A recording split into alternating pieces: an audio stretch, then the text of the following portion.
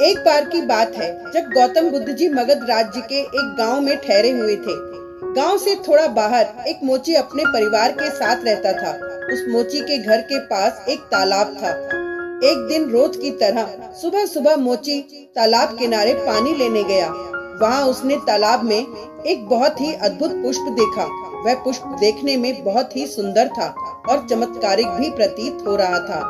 मोची ने तुरंत ही अपनी पत्नी को बुलाया और वह पुष्प उसे दिखाया। मोची की पत्नी आध्यात्मिक और धर्म में आस्था रखने वाली थी। वह पुष्प को देखते ही समझ गई कि जरूर कल यहाँ से गौतम बुद्ध जी गुजरे होंगे। उन्हीं के प्रताप से यह पुष्प खिला है। पुष्प को चमत्कारिक मानकर मोची ने एक योजना बनाई। उसने अपनी योजना के बारे में पत्नी को बताया कि वह इस पुष्प को राजा को देगा और उनसे खूब सारी स्वर्ण मुद्राएं लेगा। उसकी पत्नी ने भी सोचा कि यह पुष्प उनके किसी काम का नहीं है, इसे राजा को ही दे दो, कम से कम कुछ कमाई तो होगी। पत्नी की सहमति के बाद मोची राजमहल की ओर निकल गया। राजमहल के रास्ते में उसे एक व्यापारी मिलता है। मोची के हाथ में पुष्प देखकर वह रुक जाता है। वह मोची से पूछता है कि भाई, ये पुष्प लेकर कहाँ जा रहे हो? मोची कहता है कि मैं ये पुष्प लेकर राजा के पास जा रहा हूँ। इसे राजा को भेंट करके मैं राजा से मुंह मांगा इनाम लूंगा। व्यापारी ने मोची को प्रस्ताव दिया कि तुम ये पुष्प मुझे दे दो, बदले में मैं तुम्हें 100 स्वर्ण मुद्राएं दूंगा। मोची सोच में पड़ गया।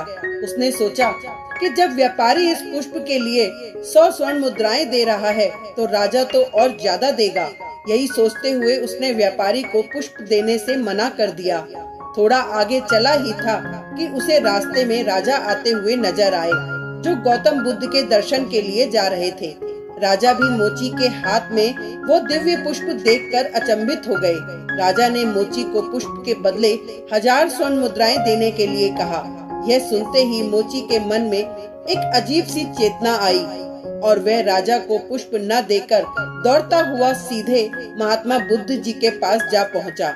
महात्मा बुद्ध जी मोची को देखकर हैरत में पड़ गए। उन्होंने मोची से पूछा तो मोची ने उन्हें सारी बात बताई। इसके बाद मोची ने वह पुष्प महात्मा गौतम बुद्ध जी के चरणों में अर्पित किया और उनसे कहा कि पहले तो मेरे मन में पुष्प को देखकर लालच आ गया था, लेकिन अब मैं समझ गया हूँ कि जिसकी छाया पड़ने से ही एक पुष्प इतना दिव्य हो गया हो, अगर उसकी शरण में मैं चला जाऊं तो मेरा जीवन भी धन्य हो जाएगा। इसके बाद वह आजीवन महात्मा गौतम बुद्ध जी का शिष्य बनकर रहा। इस कहानी ने हमें सिखाया कि हमारी जिंदगी में हमें बहुत सी चीजें अपनी तरफ आकर्षित करती हैं, लेकिन हमें उनके लालच में न फंसकर अपने ज्ञान का प्रयोग करके जीवन में सही राह को चुनना चाहिए। Thank you.